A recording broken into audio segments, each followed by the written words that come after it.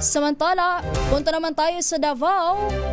8 menor de edad nasagip sa OSAIC operation sa Digos City, Davao del Sur. 3 sospek arestado. Pakinggan natin ang report ni Jun Suter.